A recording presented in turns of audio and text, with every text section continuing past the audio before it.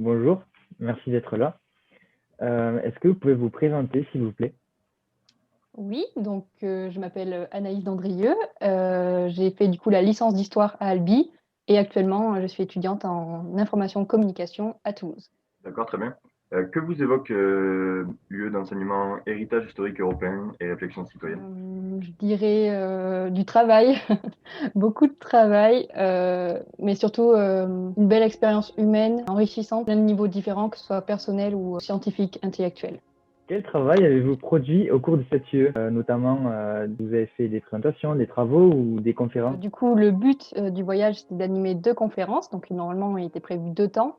Donc, une sous forme de carnet de voyage avec nos ressentis, des textes qu'on avait pu écrire pour que les gens aient comment dire, conscience du parcours qu'on avait fait autant à Albi avec nos professeurs qu'en Biélorussie, l'itinéraire qu'on avait fait. Et un autre temps qui était consacré du coup à la diffusion d'un documentaire que nous avons réfléchi, conceptualisé, monté quelques parties aussi. Qu'avez-vous retenu de votre déplacement en Biélorussie, ainsi que des différents travaux et présentations que vous avez produits? Et si vous avez des moments marquants à nous partager? L'importance d'entendre ces témoins voilà, qui ont un âge certain, donc les derniers témoins, et aussi se rendre compte de l'importance de cette parole parce que, comment dire, il y a tellement quand même un traumatisme à prendre en compte. C'était des enfants, ils ont soit vécu ce contexte en étant par exemple dans les ghettos, comme on en avait rencontré un, ou en voyant directement du coup les exécutions. Et ce qui m'a marqué le plus, je pense que c'est la résilience dont ils faisaient preuve au moment où ils nous parlaient, où ils témoignaient. Ça, c'était vraiment très très fort. Et je pense qu'on comprend d'autant mieux la force qu'il faut pour parler de ces choses-là, que ça soit du coup là pour le coup un génocide, mais on peut généraliser à toutes sortes de violences et la nécessité qu'il faut écouter ces personnes. Voilà, il faut le faire. Et d'autant plus qu'on était parti en Biélorussie, donc une dictature, et on se rend encore plus compte de l'importance que ça a, la liberté d'expression. Et les moments marquants, je pense que j'en aurais deux, comme ça. Je dirais la forêt de Blagochina, du coup, on était allé le premier jour. Euh, et en fait, donc, pour présenter un peu, c'était la première fois du coup qu'on a vu vraiment les fosses, donc qui étaient matérialisées, qui étaient vraiment très visibles. C'était vraiment un lieu de mémoire que là, qui avait vraiment été construit, pensé pour ça. Et le silence en fait qui s'est abattu au moment où, et ces arbres qui étaient avec des affichettes jaunes en fait, si vous voulez, sur les troncs, avec marqué souvent en fait le nom des personnes, leur âge, le moment, la date de déportation et la date de leur exécution. Donc ça a été très marquant et en fait on parlait juste avant et on est arrivé là, on s'est tous tus. Enfin, il y a vraiment eu un grand grand silence. Donc ça c'était assez marquant, d'autant plus qu'il y avait certaines photos aussi sur les affichettes. Et le deuxième moment, je dirais que c'était une témoin. Du coup, elle s'appelait Louba. Et du coup, elle était enfant et elle avait vu des milliers de juifs, femmes et enfants se faire exécuter. Euh, et en fait, quand elle est arrivée pour nous faire son témoignage, euh, tout de suite, elle s'est pris le cœur, si vous voulez. Elle s'est vraiment tapée sur la poitrine comme ça. Elle a fait les gestes. Elle a parlé russe, donc on n'a pas tout de suite compris. Mais en fait, vous comprenez tout de suite ce qu'elle avait vécu et ce qu'elle voulait dire. Et du coup, après, la traductrice nous a traduit ce qu'elle avait dit, mais c'était quand même très fort. Et je crois que c'était une phrase comme que ça lui retournait l'âme, enfin quelque chose comme ça, et qu'elle y pensait tout le temps. Donc voilà, je pense que c'est les deux moments marquants qui me restent le plus. D'accord, merci. Et pour finir, quel impact a eu cette UE dans votre parcours ainsi que dans votre vision de l'histoire? On est quand même peu, avant cette UO, à avoir entendu parler de Shoah par balle.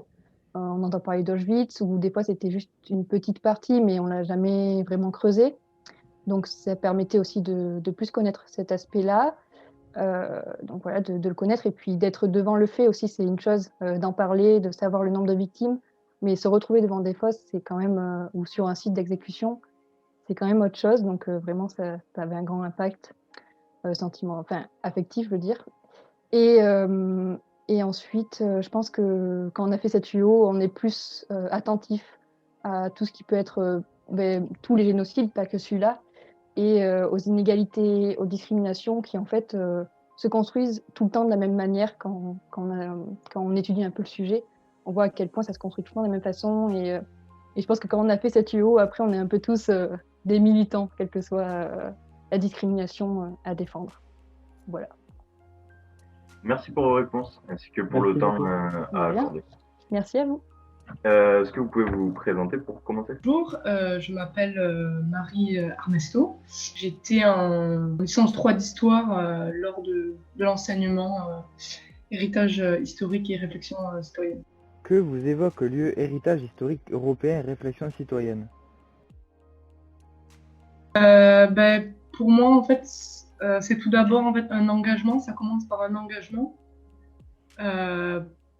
Et après, c'est vraiment aussi un travail sur un passé, en fait, un passé commun, d'où le titre européen, qui, selon moi, en fait, nous rassemble et nous a rassemblés d'ailleurs au sein de cette classe, et qui, je pense, nous a forgé en tant que personne que nous sommes aujourd'hui. Quel travail avez-vous produit au cours de cette unité d'enseignement, c'est-à-dire présentation, travaux, conférences ou autres? On a fait beaucoup de travail de recherche avec des travaux scientifiques, d'historiens, de certains psychologues, des sociologues, etc.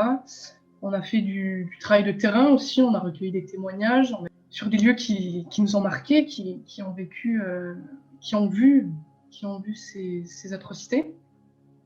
Et on devait par la suite réaliser un film et des conférences qu'on n'a pas pu... Enfin, le film a été réalisé, mais les conférences, non, malheureusement. Qu'avez-vous retenu de votre déplacement en Biélorussie, ainsi que de vos travaux et présentations? Avez-vous des moments marquants à nous partager? C'est d'abord des témoins, c'est des hommes et des femmes, mais aussi il y a des paysages, des lieux concrets qui conservent en fait ces stigmates de cette période, de ces événements marquants. Et dans leurs témoignages, ce qu'on pouvait entendre, ce qu'ils nous laissaient entendre, c'était cette banalisation du mal en fait. C'était des exécutions quotidiennes, c'était quelque chose qui faisait partie de leur vie, et ils nous racontaient avec une certaine émotion, mais pour eux ils l'ont vécu plusieurs fois, et c'était ça qui a pu nous marquer. Et je me souviens aussi d'un endroit assez marquant, c'est Brunaya Gora.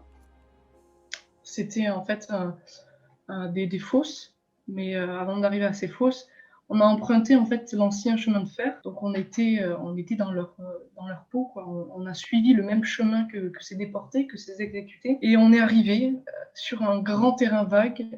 Les gens se promenaient, il y avait des lignes de tension. On voyait quand même les fosses, on voyait cet enfoncement en fait de la terre, malheureusement a bougé suite à la décomposition des corps. Et je pense ce qui a été le plus marquant, c'était ce son en fait. On a entendu au loin un train et tout le monde s'est tu. On s'est tous arrêtés et on s'est imaginé, et je pense que c'est un des moments les plus marquants. Quel impact a eu cette unité d'enseignement dans votre parcours ainsi que dans votre vision de l'histoire? Alors dans mon parcours, je ne sais pas si on peut dire que c'est vraiment un lien direct, mais vu que je fais un master du patrimoine, j'ai cette volonté de conservation. Bon, là c'est plus sur des bâtiments, etc. Mais il y a aussi cette volonté qui devrait être tout le monde en fait, ce patrimoine immatériel, on peut dire ça comme ça, cette mémoire qu'il faut préserver, qu'il faut conserver, qu'il faut transmettre. C'est un peu banal à dire, mais pour ne pas recommencer en fait, parce que si on commence à oublier, malheureusement comme ça que ça revient. Et l'impact que ça a eu dans ma vision de l'histoire, c'est que en fait l'histoire, ce n'est pas que des faits, ce n'est pas que des livres, que des choses qu'on étudie, ce sont surtout des gens, des événements marquants. Qui ont existé, qui ont vécu, qui ont forgé l'histoire en fait, et qui sont bien plus proches de nous qu'on peut le croire en fait. C'était ce qui s'est passé, c'était il n'y a même pas une centaine d'années. C'est assez marquant, assez bouleversant. Merci, c'était très intéressant et merci. Ainsi que pour le temps à accorder.